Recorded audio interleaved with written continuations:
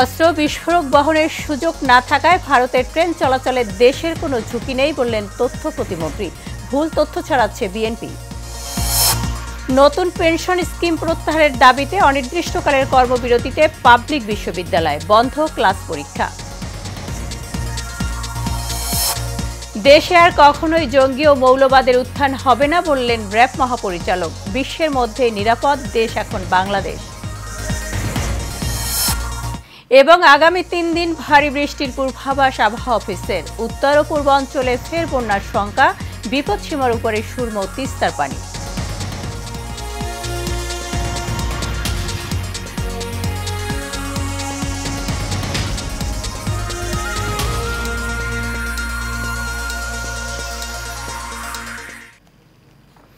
স্বাগত এশিয়া নিউজের সঙ্গে আছি আমি শারমিন জাহান মেরি।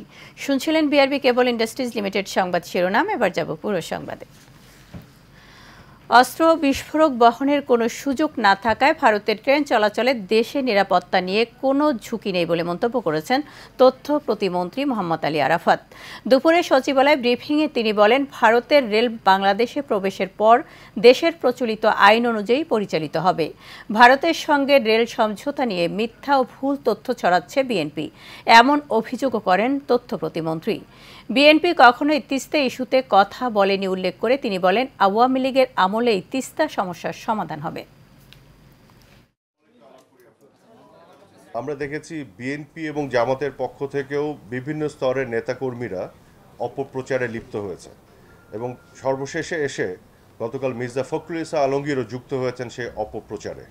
গতকাল তিনি একটি প্রেস কনফারেন্সে যে বক্তব্যগুলো দিয়েছেন এগুলো একেবারেই অসত্য এবং ডাহা মিথ্যা কথা, এবং সমঝোতা স্মারকের সকল ধারা উনি হয়তো পড়েননি, বা যারা এই অপপ্রচার করছেন তারা সকল ধারা পড়েননি। সকল ধারা না পড়ে না বুঝেই খণ্ডিতভাবে তারা এগুলো তুলে ধরে সাধারণ মানুষকে বিভ্রান্ত করছে। সার্বজনীন পেনশন ব্যবস্থায় শিক্ষকদের অন্তর্ভুক্ত করে ঘোষিত প্রত্যয় স্কিম প্রত্যাহারের দাবিতে কর্মবিরতি শুরু করেছে বাংলাদেশ বিশ্ববিদ্যালয় শিক্ষক ফেডারেশন। কর্মসূচির অংশ হিসেবে ঢাকা বিশ্ববিদ্যালয় সহ দেশের 36টি পাবলিক বিশ্ববিদ্যালয়ের সকল বিভাগে ক্লাস পরীক্ষা বন্ধের ঘোষণা দেওয়া হয়েছে। বিস্তারিত রকিব মানিকের রিপোর্টে। অর্থ মন্ত্রণালয়ের ঘোষিত প্রত্যয় স্কিম প্রত্যাহারের দাবিতে সর্বাত্মক কর্মবিরতি পালন করছেন পাবলিক বিশ্ববিদ্যালয়ের শিক্ষকরা বলছেন, বৈষম্যমূলক ও মর্যাদাহানিকর প্রত্যয় স্কিম যা শিক্ষকদের অর্থনৈতিকভাবে পঙ্গু করার পরিকল্পনা। একটি মহল এই দুরভিসন্ধিমূলক কাজ করছে। ঢাকা বিশ্ববিদ্যালয়ের কলাভবনের সামনে কর্মবিরতি পালন করেন বিশ্ববিদ্যালয়ের শিক্ষক সমিতি। এ সময় শিক্ষকরা দাবি করেন, শিক্ষকদের জন্য স্বতন্ত্র বেতন স্কেল প্রবর্তন ও প্রতিশ্রুত সুপার গ্রেডে শিক্ষকদের অন্তর্ভুক্তি না হওয়া পর্যন্ত কর্মবিরতি চলবে।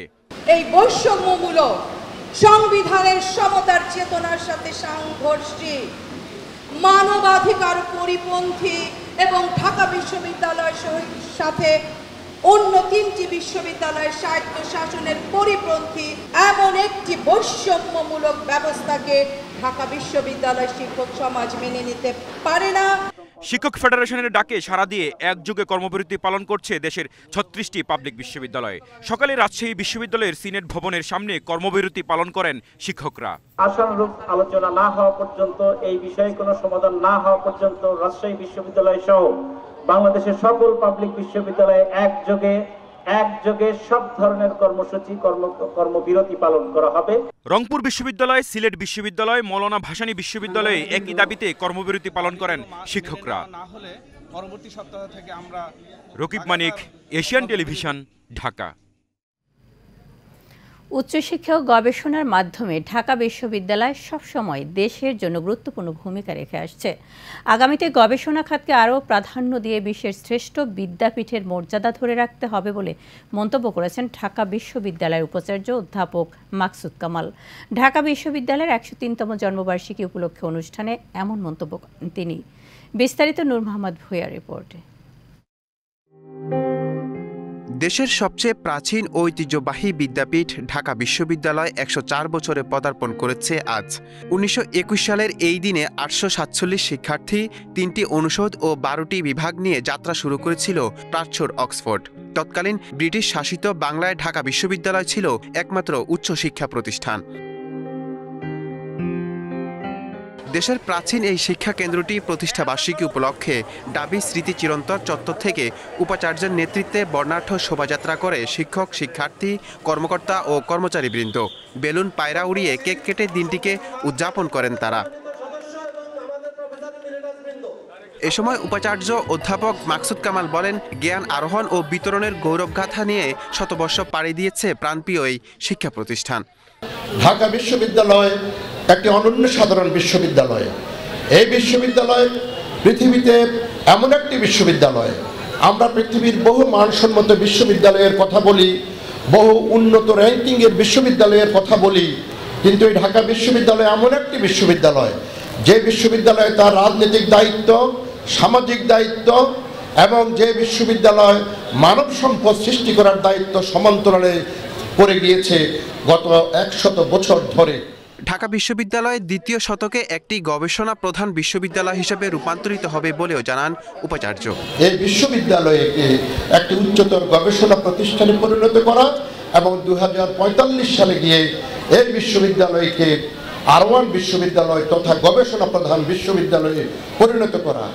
আর এর মধ্যে দিয়ে সম্ভব হবে এই বিশ্ববিদ্যালয়ের 125তম বার্ষিকী যখন পালিত হবে, তখন বিশ্ব শিক্ষা মানচিত্রে এই বিশ্ববিদ্যালয় একটি ভিন্ন উচ্চতায়, একটি অনন্য সাধারণ উচ্চতায় গিয়ে দাঁড়াবে। রাষ্ট্রভাষা আন্দোলন, চির গৌরবময় মুক্তিযোদ্ধা সহ গণমানুষের সব লড়াইয়ে সবসময় নেতৃত্ব দিয়েছে এই বিদ্যাপীঠ। শুভ জন্মদিন ঢাকা বিশ্ববিদ্যালয়। জাতির পিতা বঙ্গবন্ধু শেখ মুজিবুর রহমানের নেতৃত্বে। নূর মোহাম্মদ ভূঁইয়া, এশিয়ান টেলিভিশন, ঢাকা। দেশের ইতিহাসে অন্যতম নৃশংসতম হলি আর্টিজান ঘটনার 8 বছর আজ। গুলশানের হলি আর্টিজান বেকারিতে সন্ত্রাসী হামলায় নিহতদের স্মরণে স্বজনদের পাশাপাশি শ্রদ্ধা জানিয়েছেন র্যাব, পুলিশ ও এসবি কর্মকর্তারা। এ সময় তারা বলেন, হলি আর্টিজান ঘটনার পর থেকে আইনশৃঙ্খলা বাহিনীর তৎপরতায় দেশ থেকে জঙ্গিবাদ অনেকটাই বিদায় নিয়েছে। বাতেন বিপ্লবের রিপোর্টে বিস্তারিত। দেশের ইতিহাসে অন্যতম নৃশংস হলি আর্টিজান বেকারিতে জঙ্গি হামলার ঘটনায় 9 জন ইতালীয়, 7 জন জাপানি, 1 জন ভারতীয়, 1 জন বাংলাদেশি, আমেরিকান দ্বৈত নাগরিক ও 2 জন বাংলাদেশি সহ মোট 20 জনকে হত্যা করা হয়। এ ঘটনায় সন্ত্রাসীদের গ্রেনেডের আঘাতে প্রাণ হারান বনানী থানার ভারপ্রাপ্ত কর্মকর্তা সালাউদ্দিন আহমেদ ও সহকারী পুলিশ কমিশনার রবিউল ইসলাম। হামলার পর জিম্মি অবস্থার অবসানে সেনাবাহিনীর কমান্ডো অভিযানে নিহত হয় 5 জঙ্গি। এছাড়াও বিভিন্ন সময়ে আইনশৃঙ্খলা রক্ষা বাহিনীর অভিযানে নিহত হয়েছেন নব্য জেএবির আরও 8 সদস্য। নিহতদের স্মরণে ঘটনাস্থলে শ্রদ্ধা জানান র্যাবের মহাপরিচালক ব্যারিস্টার হারুনুর রশিদ। তিনি বলেন, ভবিষ্যতে এমন উগ্র জঙ্গিবাদ এদেশে মাথা চারা দেওয়ার সাহস পাবে না। তথ্য প্রযুক্তির সমন্বয় ঘটে আমি বলবো যে র্যাব এখন একটা আধুনিক, দক্ষ এবং পেশাদার বাহিনী, এবং আমরা আমাদের যে সক্ষমতা রয়েছে, আমি আপনাকে শুধু এই কথা বলতে চাই যে ভবিষ্যতে এই ধরনের কোনো উগ্র মৌলবাদ বা উগ্র জঙ্গিবাদ, সন্ত্রাস কখনোই এই দেশে কখনোই মাথাচাড়া দিয়ে উঠতে পারবে না। আমাদের সেই সক্ষমতা রয়েছে এবং আমরা সার্বক্ষণিক সে নজরদারি করছি, এবং এরা কোনোভাবেই এই জঙ্গিবাদ ও উগ্র মৌলবাদ কখনোই এই দেশে মাথাচাড়া দিয়ে উঠতে পারবে না। শ্রদ্ধা নিবেদন শেষে ডিএমপি কমিশনার হাবিবুর রহমান বলেন, অনলাইন জঙ্গি তৎপরতা এখনও চলমান রয়েছে। এসব নির্মূলে সামাজিক সম্মিলিত আন্দোলন প্রয়োজন। এটি একটি বড় চ্যালেঞ্জ, কারণ এটিতে অল্প সময়ের ভিতরে অল্প খরচে বেশি মানুষের কাছে পৌঁছে দেওয়া যায় এবং বেশি মানুষকে এটাতে সংক্রমিত করার সুযোগ রয়েছে। এর পাশাপাশি আমি বলবো আমাদের সরকারের পক্ষ থেকে বা আমাদের যে পুলিশের পক্ষ থেকে যে সমস্ত তৎপরতা রয়েছে, সেটির পাশাপাশি সমাজের সব শ্রেণীর লোকদের এগিয়ে আসতে হবে, মিডিয়ার লোকদের এগিয়ে আসতে হবে এবং সচেতন শ্রেণীর লোক যারা রয়েছেন তাদের এগিয়ে আসতে হবে। এ সময় পুলিশের স্পেশাল ব্রাঞ্চ প্রধান ও অতিরিক্ত আইজিপি মনিরুল ইসলাম নিহতদের স্মরণে শ্রদ্ধা জানান। পরে সংবাদকর্মীদের দুর্নীতির বিরুদ্ধে সংবাদ প্রকাশের বিবৃতির বিষয়ের জবাব দেন তিনি। তারা মনে করে যে বাংলাদেশ এই জঙ্গি হামলার পরে আর ঘুরে দাঁড়াতে পারবে না, বরং আরও জঙ্গি হামলা দিয়ে একেবারে এটি একটা আফগানিস্তানে পরিণত হবে। কিন্তু আপনারা অবগত আছেন যে মাননীয় প্রধানমন্ত্রী যে জিরো টলারেন্স পলিসি, এবং সেই অনুসারে আমাদের যে নির্দেশনা দিয়েছিলেন, আমরা এই সন্ত্রাসবাদী গোষ্ঠী বা জঙ্গি গোষ্ঠীর বিরুদ্ধে সর্বাত্মক যে বলা যায় যে অভিযান, সেটিতে নামি। নৃশংস সেই ঘটনায় নিহতের স্বজনরা হলি আর্টিজান বেকারিতে নীরবে শ্রদ্ধা নিবেদন করেন। বাতেন বিপ্লব, এশিয়ান টেলিভিশন, ঢাকা। আগামী ৩ দিন ভারী বৃষ্টির পূর্বাভাস দিয়েছে আবহাওয়া অফিস। এদিকে বৃষ্টি আর উজানের ঢলে আবারও বাড়ছে নদ নদীর পানি। রংপুরের বিপদসীমার উপর দিয়ে বইছে তিস্তার পানি। টানা বৃষ্টি আর ঢলে পানি বাড়ছে সিলেটের নদ নদীগুলোয়। পানি উন্নয়ন বোর্ড জানিয়েছে সুরমার কানাইঘাট পয়েন্টে বিপদসীমার ৩০ সেন্টিমিটার উপর দিয়ে পানি প্রবাহিত হচ্ছে। বেড়েছে সারি, গোয়াইন এবং ডাউকি নদীর পানিও। এদিকে সুনামগঞ্জের নদ নদীর পানিও বৃদ্ধি পেয়েছে। বিপদসীমার ৩ সেন্টিমিটার উপর দিয়ে বইছে সুরমার পানি। কুশিয়ারা উপচে জলমগ্ন ফেঞ্চুগঞ্জ, বালাগঞ্জ সহ তীরবর্তী জনপদের মানুষ। ঢলের পানিতে সড়ক ডুবে বন্ধ আছে তাহিরপুরের সাথে সুনামগঞ্জের যোগাযোগ। ভারী বৃষ্টিপাত ও ঢল অব্যাহত থাকলে আবারও বন্যার শঙ্কা রয়েছে হাওর বৃষ্টিকে এই জেলায়। জমকালো আয়োজনের মধ্য দিয়ে বঙ্গবন্ধু সৈনিক লীগের কিশোরগঞ্জ জেলা শাখার পরিচিতি ও আলোচনা সভা হয়েছে।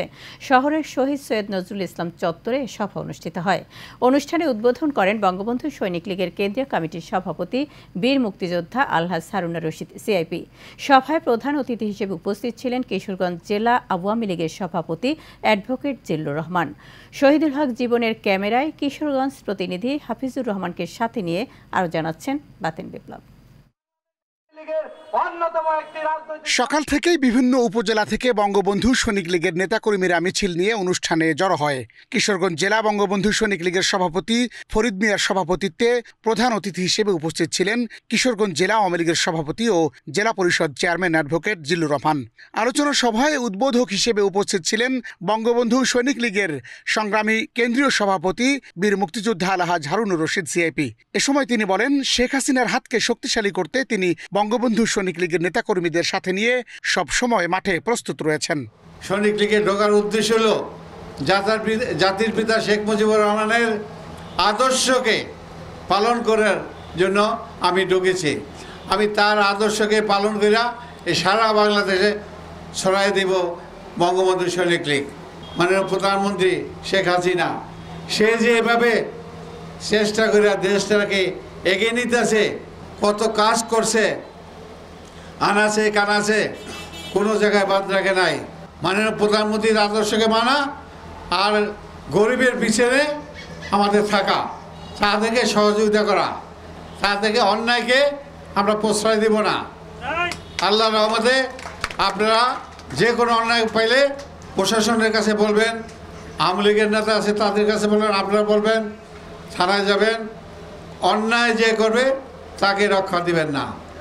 অন্যায়ের পথে বাংলাদেশে অনেক মাননীয় প্রধানমন্ত্রী বলে দিয়েছে, আমার দেশে কোনো রকম যেন অন্যায় কাজ কেউ করতে না পারে, সেজন্য সকলেরই প্রস্তুত থাকার জন্য বলছে। আমিও বলি বঙ্গবন্ধু সৈনিক লীগের সকলকে, আপনারা প্রস্তুত থাকবেন, কোনো রকমের কোনো অন্যায় যেন না হয়।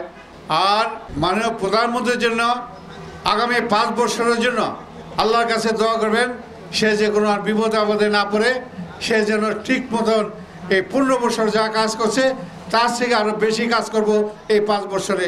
এই জন্য দোয়া করবেন আল্লাহর কাছে, আল্লাহ সুস্থ রাখে, ভালো রাখে। প্রধান অতিথির বক্তব্যে অ্যাডভোকেট জিল্লুর রহমান বঙ্গবন্ধু সৈনিক লীগকে সহযোদ্ধা হিসেবে ভূয়সী প্রশংসা করেন। হারুন ভাইকে আবারও আমি বলি, তা আপনি সত্যিকার অর্থে আপনারা সৈনিক লীগ করে আসছেন এবং সৈনিক লীগ একটি ফোর্স, আমরা বলি এটা আওয়ামী লীগের একটা ফোর্স, অক্সিলারি ফোর্স হিসেবে দায়িত্ব পালন করবে।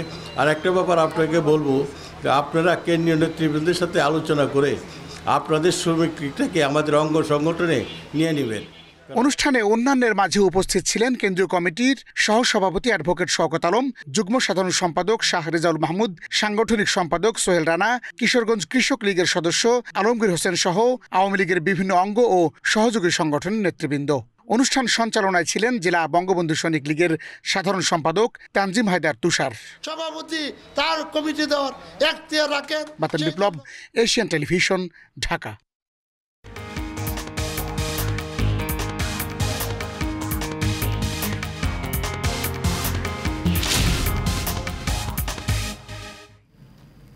প্রবল বৃষ্টিতে ভারতের উত্তরাখণ্ডে আকস্মিক বন্যা দেখা দিয়েছে। বন্যার পানিতে ভেসে যাচ্ছে বাড়ি, ঘরবাড়ি সহ বহু আসবাবপত্র। গত কয়েকদিন ধরে উত্তরাখণ্ডে প্রবল বৃষ্টি হচ্ছে। বৃষ্টিতে অস্বাভাবিকভাবে বেড়েছে গঙ্গার পানি। কোথাও কোথাও রাস্তায় উঠে এসেছে গঙ্গার পানি, কোথাও আবার তা ছুঁয়ে ফেলেছে বিপদসীমা। এই পরিস্থিতিতে গঙ্গা সংলগ্ন এলাকাগুলোতে সরকারিভাবে রেড অ্যালার্ট জারি করা হয়েছে। রোববার দিল্লির আবহাওয়া অফিস এক বার্তায় জানায়, দেহরাদুন এবং বাগেশ্বরে ভারী বৃষ্টির সম্ভাবনা রয়েছে।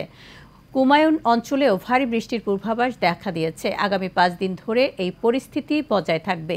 গত 24 ঘন্টায় রানীক্ষেতে 28 মিলিমিটার, লালডাঙ্গে 27, দেহরাদুনে 18 ও নৈনিতালে 10 মিলিমিটার বৃষ্টি হয়েছে। আগামী দিনে এই বৃষ্টির পরিমাণ আরও বাড়বে বলে জানিয়েছে আবহাওয়া অফিস।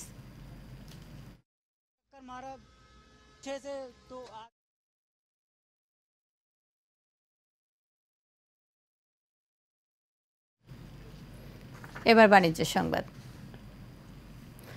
ঢাকা জেলার 62 ইউনিয়ন পরিষদের নাগরিকরা বিকাশের মাধ্যমে ঘরে বসেই তাদের ইউনিক আইডি ব্যবহার করে হোল্ডিং ট্যাক্স প্রদান করতে পারবেন খুব সহজেই। রাজধানীর ওসমানী স্মৃতি মিলনায়তনে এই সেবা সহ অন্যান্য নাগরিক সেবা দেওয়ার লক্ষ্যে ক্যাশলেস স্মার্ট সেবা কার্যক্রম উদ্বোধন করেন স্থানীয় সরকার, পল্লী উন্নয়ন ও সমবায় মন্ত্রী মোহাম্মদ তাজুল ইসলাম এমপি। এ সময় আরও উপস্থিত ছিলেন প্রধানমন্ত্রীর বেসরকারি শিল্প বিনিয়োগ উপদেষ্টা সালমান এফ রহমান, ঢাকা 20 আসনের সংসদ সদস্য বেনজির আহমদ, সংরক্ষিত আসনের সংসদ সদস্য শেখ আনারকলি পুতুল সহ অনেকে। অনুষ্ঠানে বক্তারা বলেন, ক্যাশলেস স্মার্ট সেবার মাধ্যমে বিকাশ অ্যাপ থেকে হোল্ডিং ট্যাক্স প্রদান করে ট্যাক্স প্রদানের রসিদ ডাউনলোড করে সংরক্ষণ করতে পারবেন সেবাগ্রাহীরা।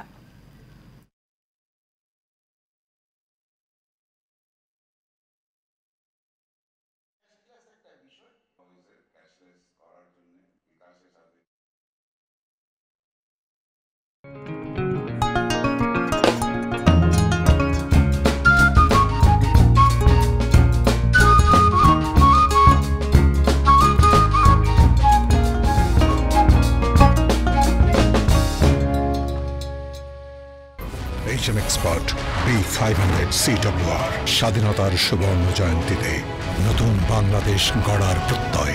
HM steel B500 CWR।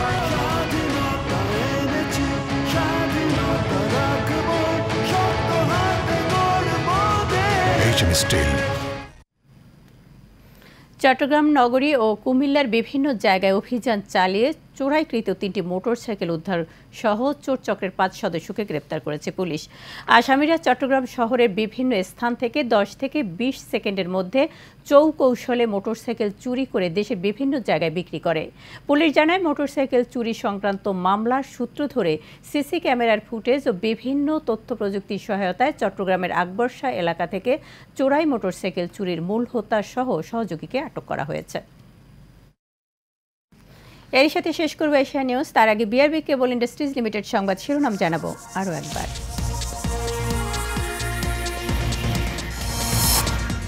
অস্ত্র বিস্ফোরক বহনের সুযোগ না থাকায় ভারতের ট্রেন চলাচলে দেশের কোনো ঝুঁকি নেই বললেন তথ্য প্রতিমন্ত্রী।